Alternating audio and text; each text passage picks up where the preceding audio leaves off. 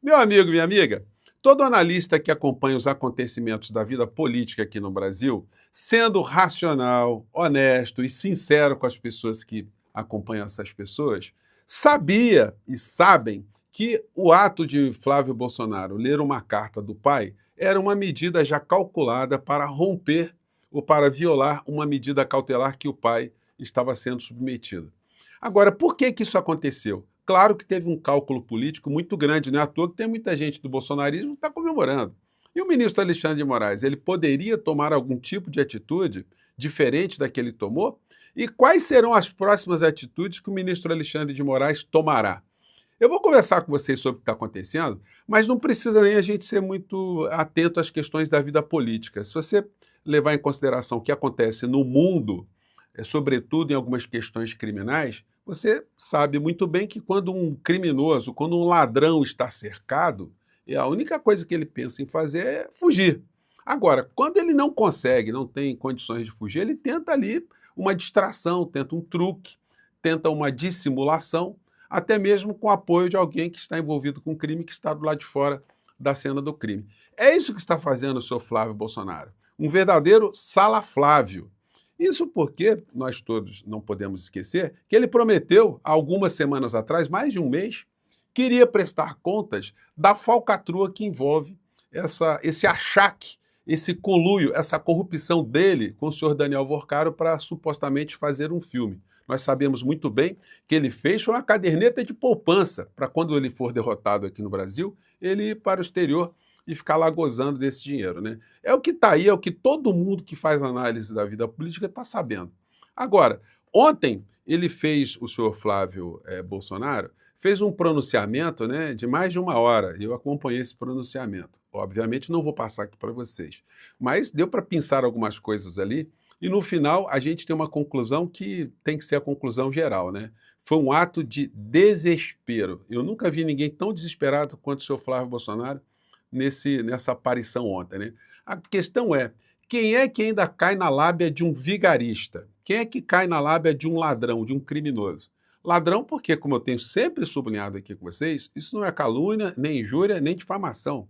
São fatos levantados pelo Ministério Público do Estado do Rio de Janeiro, fatos esses que ele jamais conseguiu repelir, jamais conseguiu comprovar a sua inocência, né? Bom, vou conversar com vocês sobre o que está acontecendo, mas antes de mais nada é fundamental convidar você que chegou agora no nosso portal e ainda não é inscrito, para que, em primeiro lugar, você se inscreva aqui conosco e conheça também os nossos outros vídeos, para você conhecer a nossa linha aqui de análise dos fatos da vida brasileira.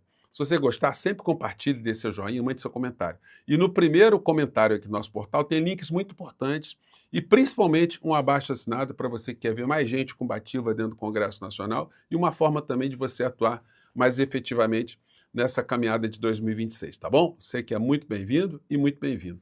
Sempre no primeiro comentário, dê uma olhada lá, tá?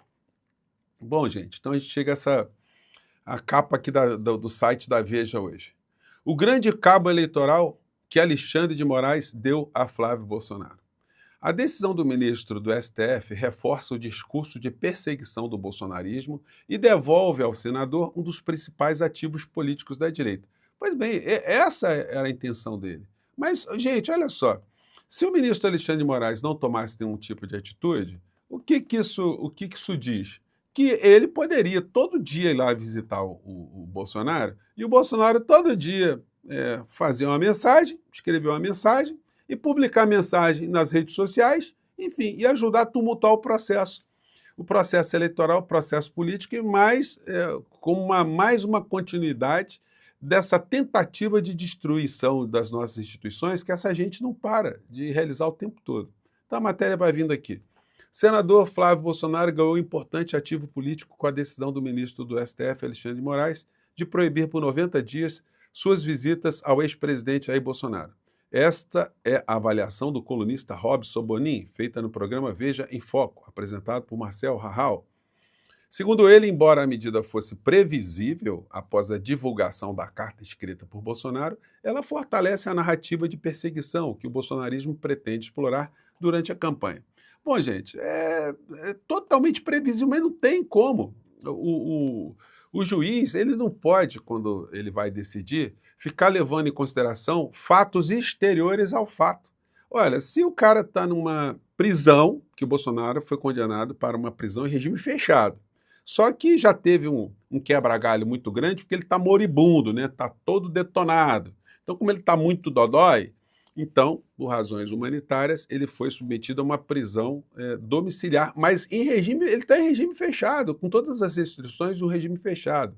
Então, qualquer coisa que ele possa querer fazer, ele tem que pedir uma autorização judicial. Aí essas pessoas comparam no período que aconteceu com o Lula. O Lula recebeu visitas, o Lula deu uma entrevista ou duas.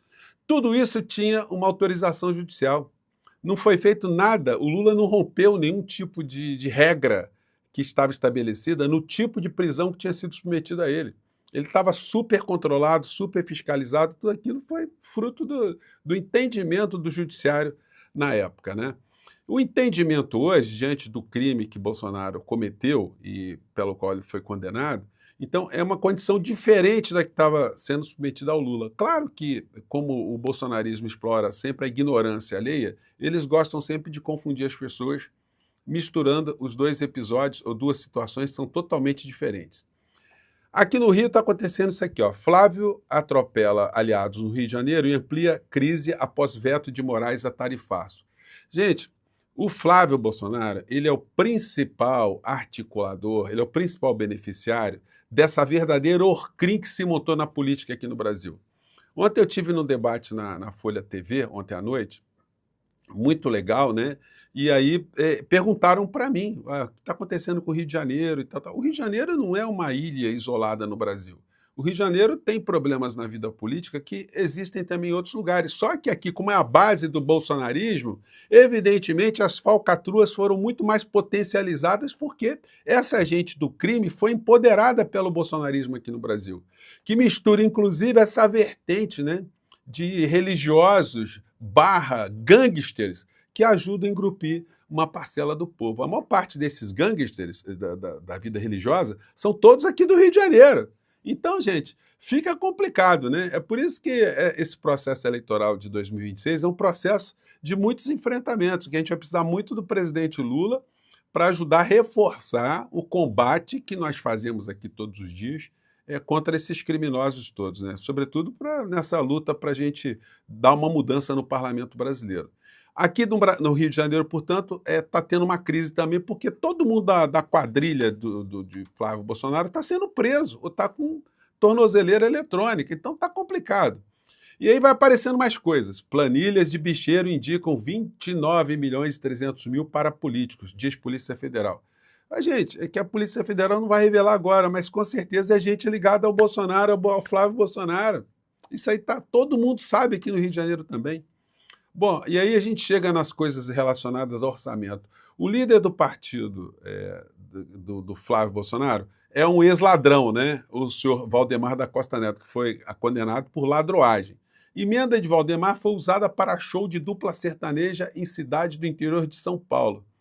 A apresentação artística realizada durante a 21ª Festa do Peão Boiadeiro em Guaimbê. E aí é o seguinte, a gente vai vendo no jornal impresso, essas falcatruas aqui, a ladroagem do PL, a ladroagem bolsonarista, que é um bolsonarista aqui ilustre para eles aqui, o senhor Eduardo Cunha. Cunha enviou emenda para cidades onde comprou rádios mirando a eleição em Minas Gerais. Prefeitos atribuíram recursos à indicação direta de ex-presidente da Câmara. Então, gente, o orçamento secreto tem que acabar, gente. Isso é uma das principais lutas que eu terei caso eu chegue lá junto com vocês, dentro do parlamento brasileiro. Isso é uma excrescência, isso é foco de corrupção, isso é banditismo. Gente, eu que estou andando por aí, eu estou vendo. É prefeito comprado por tudo quanto é lado, é vereador comprado por tudo quanto é lado. Entendeu? Então fica difícil uma pessoa da sociedade civil enfrentar com paridade de armas verdadeiras organizações criminosas, né? Bom, aí eu chego aqui no vídeo do Flávio Bolsonaro, que eu não vou mostrar muito para vocês, mas apenas um trechinho, porque o vídeo teve mais de 1 hora e 10 minutos, só fazendo um pequeno resumo aqui para vocês. No começo, ele, quando se apresenta, deixa eu tirar a cara do cidadão aqui, quando ele se apresenta, ele faz o discurso que houve uma medida judicial que cerceou e tal. Até ali estava dentro de uma coerência, ele estava pegando o fato que aconteceu para fazer ali um proselitismo, que é o filho que está longe do papai, e o Moraes malvadão está separando uma família, onde já se viu, e está cerceando o direito do advogado, tá cheio de lenga-lenga. Só que daí para frente, ele começou a entrar numa linha autocorrosiva, que foi um negócio absolutamente infame.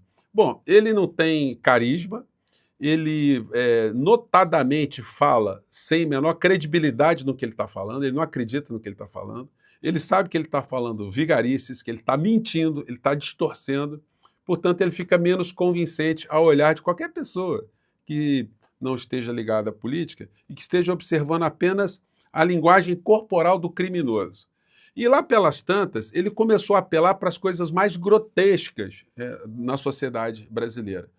Colocando todas as coisas mais aberrantes, todas as coisas mais complicadas, as coisas mais repugnantes, tudo isso na cola do Lula. Tudo passou a ser responsabilidade do Lula.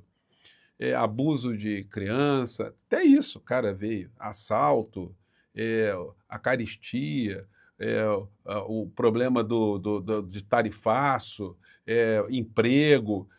As mazelas do planeta passaram a ser responsabilidade do Lula.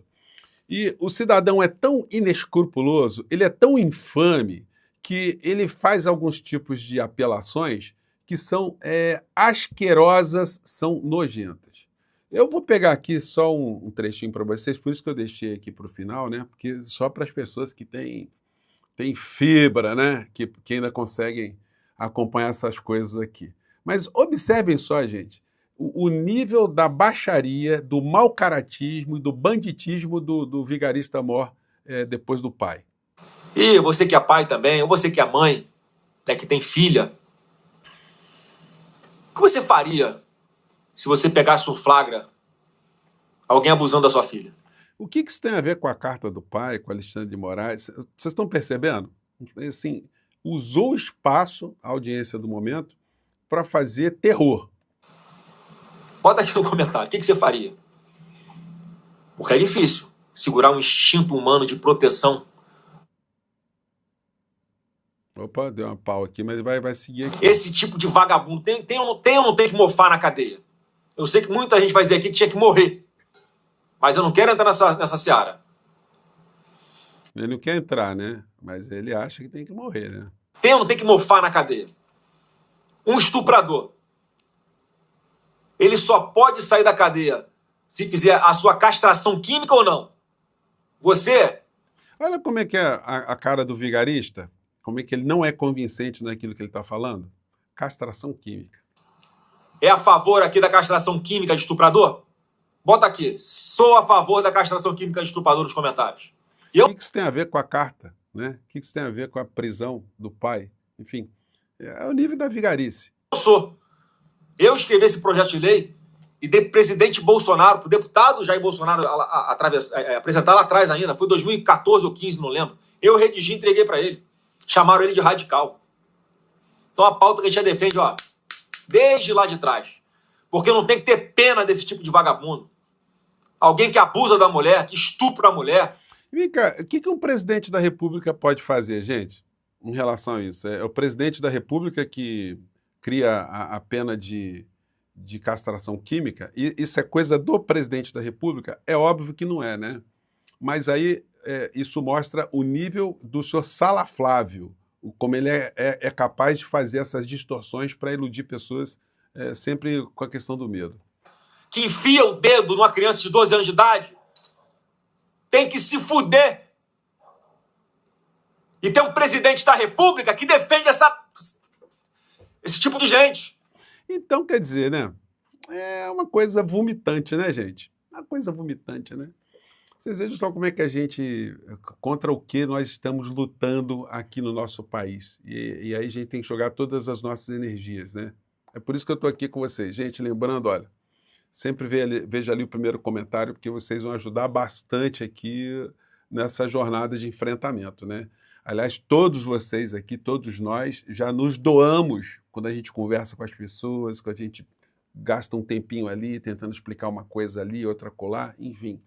Mas é muito importante a gente transformar essa nossa doação em coisas concretas também nas estruturas de poder, né? Por isso que eu estou aqui com vocês, tá bom? Eu fico por aqui, um grande abraço, desculpa ter colocado aqui a imagem do monstro para vocês, mas é importante você saber o nível daquilo que nós estamos enfrentando, tá bom? Um grande abraço, mais tarde a gente volta. Tchau.